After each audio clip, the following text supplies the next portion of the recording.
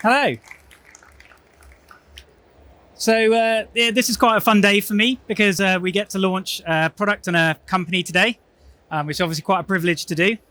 And it's actually the result of a few different products I've had the privilege of working on. So I thought I might go through that briefly just to give you a bit of context of where I've come from and where the company we're announcing today has come from. So I spent a lot of time working at Arm, and one of the first really exciting projects I got to work on was Neon, which was the V7 SIMD architecture. So I was tech lead for this project, and this was at a time where people were trying to work out whether people were going to watch video on phones, whether they're going to use it as audio players and things like that. So a really amazing project. This first went out in the Cortex A8, which was the first Cortex A-class processor that ARM made. And obviously, it was the start of a lot of the kind of smartphone revolution. So very exciting to be part of that. But it also got me to the offices of people like Nokia and Ericsson and some other companies, which generally we wouldn't talk about. And while I was over in Nokia and Ericsson, I discovered Wyberry. And for those that you haven't come across that technology, that's what became Bluetooth Low Energy and got incorporated into the Bluetooth standard. So that was my first sort of exposure to what became Bluetooth Low Energy technology. And then we got to announce this at a microprocessor technology forum. So I was in California for that one. The next project that I did was one called Embed. Some of you might have heard of this one, but it was at a time where ARM was deciding to do dedicated microcontrollers. So we started what the project was called Sandcat, and it became the first Cortex-M microcontroller. And what Embed was about was how, given that the world was 8-bit microcontrollers and no one believed that you needed more than that, how would you push the industry? How would you push it in lots of different dimensions? So we pushed it in terms of, tooling, software abstraction, online collaboration, IoT, things like that. A really great experience, and this project grew and grew, and gave me the opportunity to work with a lot of different companies, IoT companies, and seeing the sorts of problems they worked on. So in that sense, we did a lot of work on Bluetooth Low Energy. But from a services point of view, it wasn't supported. Bluetooth Low Energy wasn't something we supported in services, yet customers kept asking for it. So really interesting project. Hopefully you all agree 32-bit microcontrollers have become a thing now. So amazing thing to work on. And as part of that, I was lucky enough to also write a pitch for the BBC on what became the microbit. And I was quite excited to get wireless designed into this. This was all sort of thinking next generation BBC Micro. But I wanted it to have wireless because, it was about IoT. And I think this is something really exciting for people to understand the potential. And this was a great project. I didn't take it on. Some of the people in my team, so Johnny, who's now CTO of Microbit, or Zach, who now runs Edge Impulse, they took it on. But I was very proud to get Bluetooth Low Energy in there. And I think it was partly due to the fact I gave, I think it was Thomas at Nordic a ring. And so I've got this amazing project. So the goal was to deliver 1 million of these to kids in the UK. Got this amazing project. Do you want to be on it? Yeah, okay. Can you give us the chips for free? And, all respect to Nordic, they went away. And in not very many days, they came back to us and said, yes. So that was a very nice phone call that I got there. So amazing project. But what was really interesting for me about this one was I couldn't see any other way of getting wireless into wireless IoT into a product like this because the margins was the cost requirements were so low. It was counting passives to get the cost of this down because the goal was to give it away for free as part of the BBC program. So amazing project, but you can get the theme. A lot of Bluetooth going on. So today we're announcing a new company that I've been building with some really awesome people, which is called Blecon. And it's really focused on enabling IoT connectivity for Bluetooth Low Energy. So think classical, cellular style IoT connectivity using Bluetooth Low Energy. And that's what I'm going to talk about today. Hopefully it will be enjoyable. But it's obviously very exciting for us to be able to do this. The reason we did it at Hardware Pioneers actually is because we're building the company in the UK. We're actually building it in Cambridge initially. It's naturally going to be a global company thanks to Bluetooth's prevalence globally. But we're building it in the UK, and I was really excited to be able to first launch it here in the UK. Right. So why would you want to use Bluetooth Low Energy for IoT connectivity? So lots of companies are doing this internally. Lots of companies are trying to do this and struggling, and for very good reasons. Hopefully some of you are familiar with Bluetooth Low Energy and perhaps the distinction from Bluetooth Classic. But it's an amazing technology that's been sort of quietly developing in the background. So one of the main reasons people think of Bluetooth Low Energy is cost, right?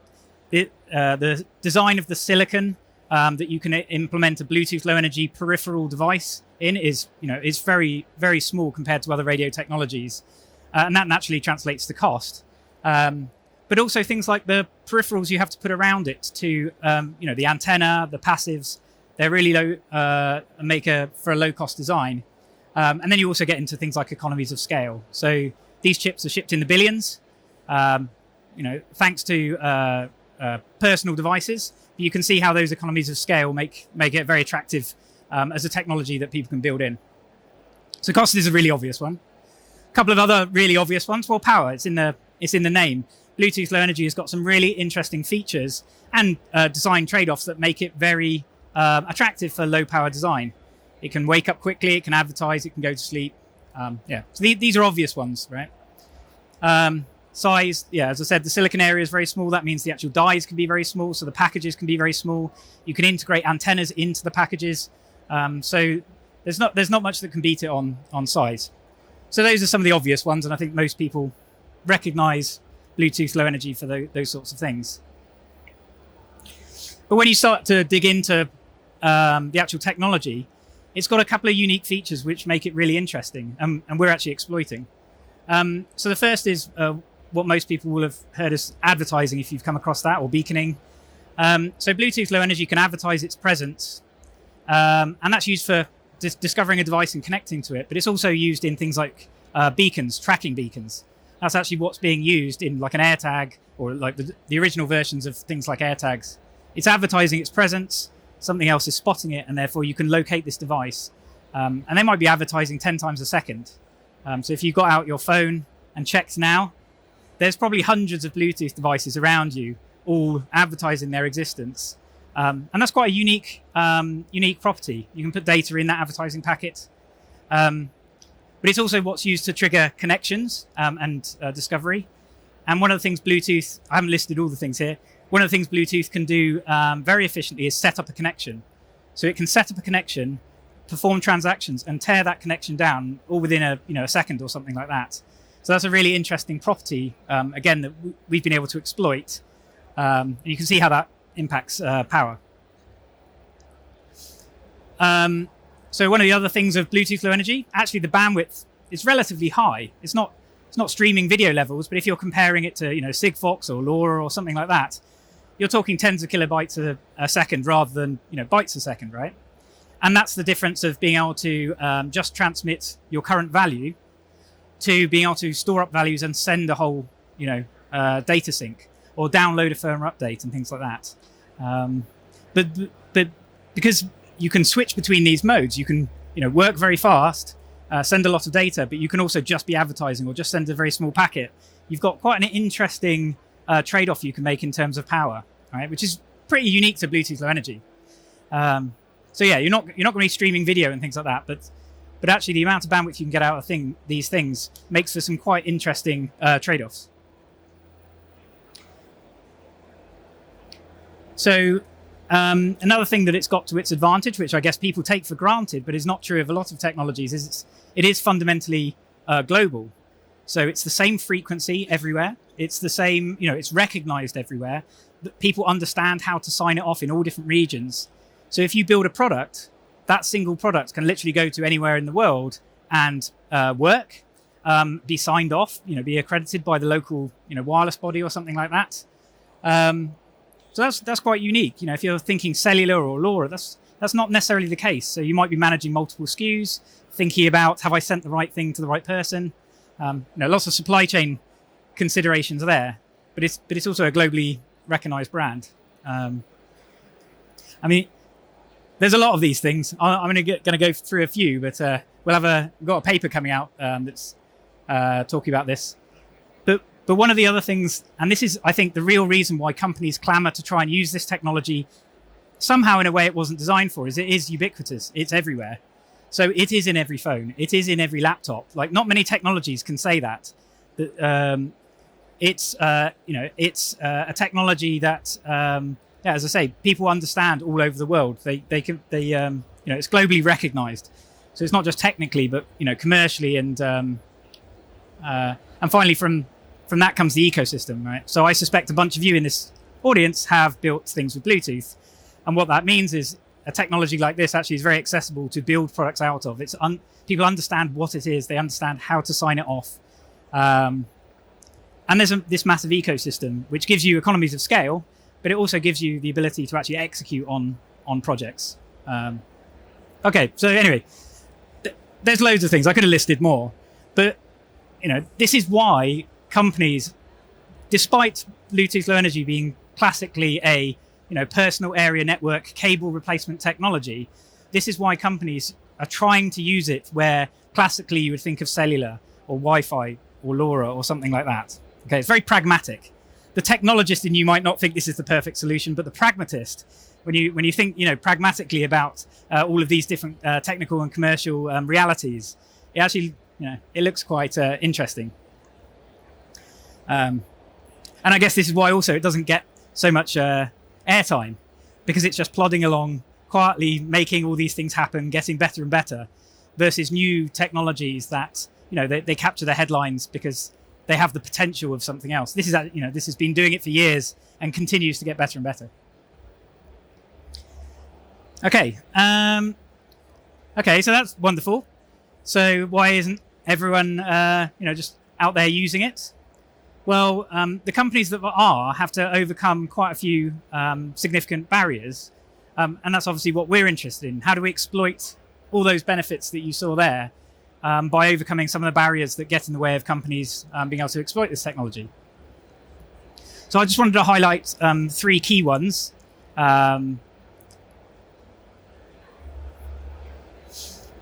So the first is kind of the fundamental architecture. So for people who are familiar, this is the classical connection architecture of a Bluetooth or a Bluetooth Low Energy device. And you can see why it's like this. This is how it's grown up. You have some sort of client, that's usually a phone or a laptop, and its goal is to connect to a peripheral, a keyboard, a mouse, a headset, a Fitbit or something like that. And that's what it does. And actually the device isn't a client, the device is a server.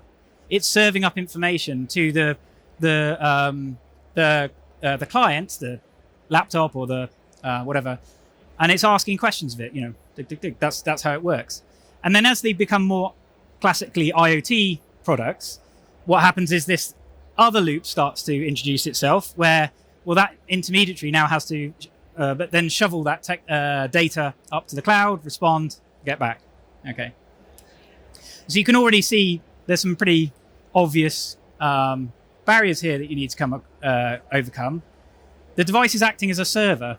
Well, that's not really how most of the IoT connections work. The device is usually the client. It's the one waking up, sending a message and going back to sleep, or waking up, getting a request and going back to sleep. This client in the middle, this laptop, this phone, this old piece of hardware, a gateway, it actually has to be a custom device. So it has to become domain specific to do this transaction. So actually what you find is most companies are building a device and they find themselves becoming a gateway company because they're fundamentally ending up building a bespoke gateway that is domain specific for their end application, right? And this just happens time and time again. It's very frustrating to see. And obviously sometimes, things like when you build a product or a company, it comes out of frustration. So you can only see this so many times and not get frustrated, especially as this is often the blocker. This is the thing they're blocked on. This is the reason they can't ship. But you also got this interesting security gap because you've basically got 2 different security things going on here. You've got a client talking to a device over here, a server, and then talking over here. So you've got this gap, you've got this air gap, and that means you kind of have to either trust this thing or build yet another security protocol on top. And then we talked about advertising. So beacons, using the advertising feature of Bluetooth Low Energy are really interesting as well. They use a slightly different architecture. In this case, you could think of the device as the client. It is waking up. It's sending messages. And some custom gateway is shoveling it up to the server. But at least it's looking a bit more like a device. So this is actually, there's a reason why we call ourselves Blecon. This is looking more like what you'd expect, but it still has a different set of problems. So there's no response. So beacons, they're basically just shouting and hoping someone hears. Okay, so but they have no idea if someone heard. So what do? Well, you just carry on shouting. You shout the same thing just in case, right? That's all you can do. You don't know anything else. And you're actually shouting constantly the same thing because that's all you can do, because you can't. There's no sense of motion and whatever. You can only send, this is the temperature right now or something like that. The data you can put in that advertising packet is very limited, and you are just repeating it. And there's no real security. I mean, you can solve this by actually having network layers that really understand what's going on here. But in general, if you thought of like Eddystone or iBeacon and stuff like that, they're not secure. They're just shouting in plain text, an identity, maybe a temperature, and that's about it. But it's an interesting technology. So, okay, so how do you solve this? Well, turns out we have solved it. I mean, you just have to look at something like Wi-Fi or cellular, and it's pretty obvious what the model is. So this is a standard communication architecture. This is what you would expect, and this is what most customers are trying to replicate. They're trying to make it look like an NB-IoT modem, but there's a lot lower power. Or they're trying to make it look like a Wi-Fi chipset, but without all the, getting onto a local network. So this is the standard communication architecture that people are really looking for. There's no surprises. The device is acting as a client. It's the thing that wakes up, says I have a question of the network or the service, or I have something to send. It works through a generic hotspot. I mean, if you had to install Facebook on your cell tower, or if you had to install applications on your Wi-Fi router to make something work, that would feel ridiculous, right? That's not how it works. This is network infrastructure. It's generic. And then you're talking to some server, and it's secure end-to-end. So you don't even have to trust the intermediary. You can't do man-in-the-middle attacks. You know it really is the device that's talking to you. You can attest, that is the device I heard last time, and it's the same device. No one's spoofing it, right? Pretty standard stuff. But just because of the heritage of Bluetooth, not what it is now. That's not how it grew up. It didn't grow up trying to solve this problem. It's just a lot of people are trying to use it to in this way. Okay, so let's have a look at one of the other barriers. And that's one more about how people actually deploy technology. So it's all very good having a technical solution, but if it's expensive to deploy, that gets in the way. That's actually a lot of reason why projects fail, because the technology is great, but the cost of deployment just doesn't make sense. So again, no surprises. This has been solved. So where did we look for inspiration here? Well, we looked at our friend Wi-Fi. And Wi-Fi has done something really interesting. Wi-Fi is almost a consumer technology. So consumers basically know how to deploy, something like a Wi-Fi access point, right? You plug in your backhaul, you plug in your power, and you have Wi-Fi. So we're not necessarily interested in consumer technology, but when it comes to deployments, the difference between you having to send out a skilled engineer to deploy a solution versus the customer, with a bit of nous being able to deploy it themselves, that might be the difference between a project working or not, or it might be the difference between you being the competitive solution and someone else not. So actually consumerizing technology, so it works in the way that consumers are used for, and solving the problems that they're trying to solve is a really interesting way to get costs down. Anyway, so although I've used a consumer router as an example here, it's not necessarily the point. The point is most people in companies are consumers. That's where they learn about stuff. And Wi-Fi's got some other interesting ones. Like, so if I took a phone, So I've got my cell working in here, but you need Wi-Fi. Okay, well, what do? Well, I turn on a hotspot, right? See, simple. There you are, and you can probably join it now. It's not actually my phone; it won't work. But I've just deployed Wi-Fi in my local area through a commodity technology. You'll notice things like, well, you need a password and stuff like that. We'll come to that in a second.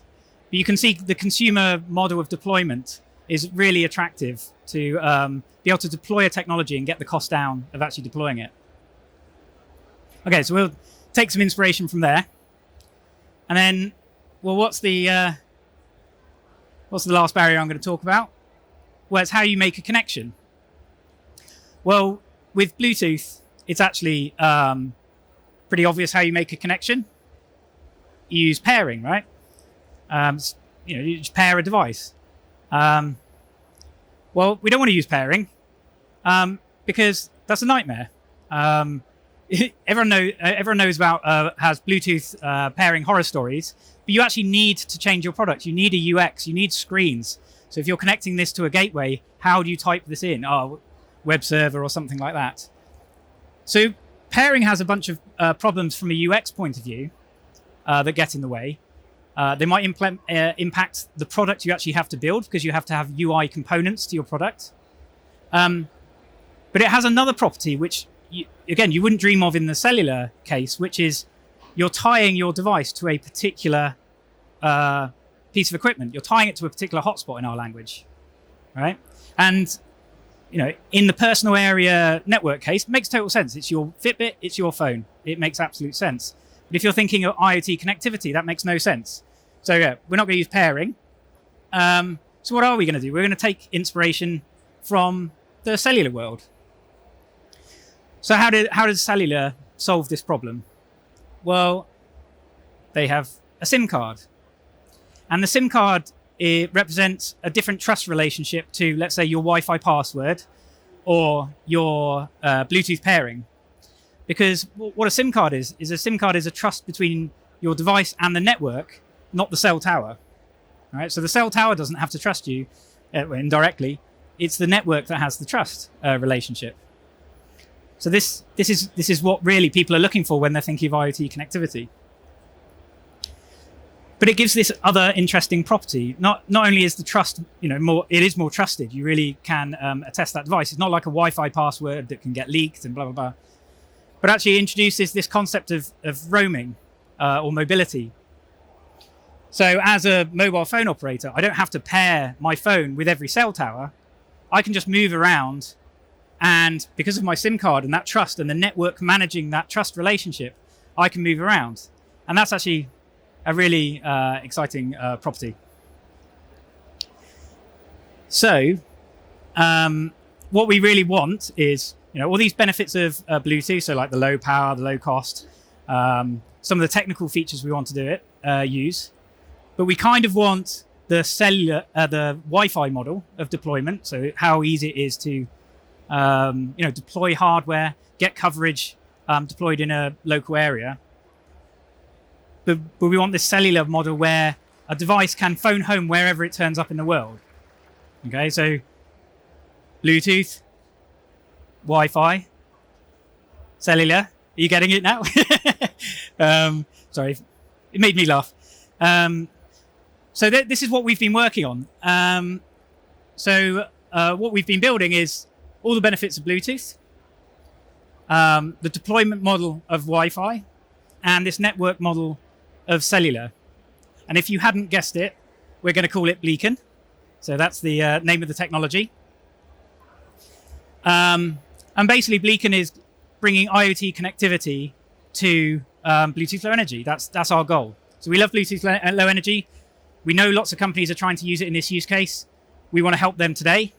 But also, I think we also know there's a lot of potential that people don't even realize with Bluetooth Low Energy and how low those chipsets are going to go in terms of cost. If people have seen like printed Bluetooth Low Energy labels and things like that.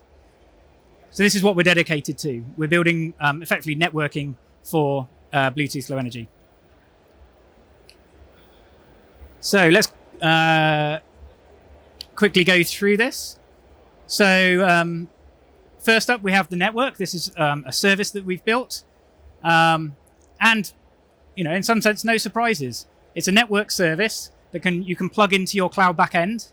So it's not an IoT data platform or anything like that. It's fundamentally a network. You plug it in to your cloud backend. It can manage all the hotspots in your deployment. And then devices can talk to that network. And by building it like this, you have this opportunity to have device mobility. A device can move around at any point in time. It can use a different hotspot. And that leads to some really interesting flexibility in how you can deploy the technology in a device. We also have hotspots. What's the time? There's no timer on here, just out of interest. Okay, cool. All right. So we built this Blecon hub, which is a hotspot. If we have a look in there, it's basically Ethernet, Wi-Fi, and cellular backhaul. You just plug it in, and it will work anywhere in the world, and it's powered by USB and power over Ethernet. So that makes it very simple to deploy coverage somewhere. But of course, there is one more thing. So we actually, because of the deployment of Bluetooth, we can make an app. So we've made an app for Apple, iPhone, Mac OS, Android, Windows, and that allows this to be a hotspot. A phone walking around a hotel in a cleaner's pocket. A laptop in an office can be a hotspot. A point of sale terminal can be a hotspot. The GPS in your taxi driver or your delivery driver's setup, or the scanner in your warehouse. All of these are basically hotspots ready to be enabled. So this is really exciting because you have physical and virtual ways of deploying coverage. But also, the hotspots can move around. So it's not just the devices that can move, the hotspots can actually move around. So that now you start to get some really interesting models where the hotspots move to give effective coverage. And then the last thing, we're going to do integration. Yeah, how much time is it meant to be? Yes, you've got 2 minutes. Oh, okay, all right, cool. Yeah, so we were going to do a demo. I think we'll do a demo at the stand. With the heritage we have from things like Embed, we understand what it takes to integrate this. And it's basically two different teams, right? You have an embedded team, you have a cloud team. They generally speak different languages. So we spent a lot of the product focusing on this. So on the hardware side, we have a firmware modem that you can just drop onto any Nordic chip, and that treats it as a modem, or a library that you can drop onto any Nordic compatible chip.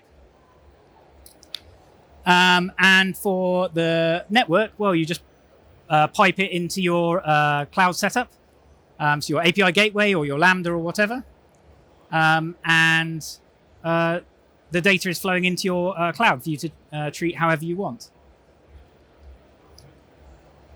So I was going to do a demo, but I think we'll do a demo at our stand over there. Sorry, Don. Don's been waiting patiently to do a demo, but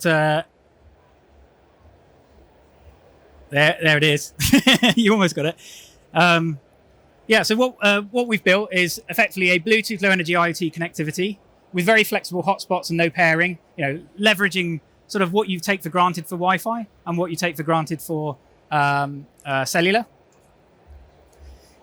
From today, you can sign up and try it out. The documentation's online. You can go and set up your own network and get access to the firmware, so you can get started and have a go. You can talk to us as well. So we're on the booth just behind Nordic over there. Or if it's after the show, go to the website and you can chat to us online or set up a meeting.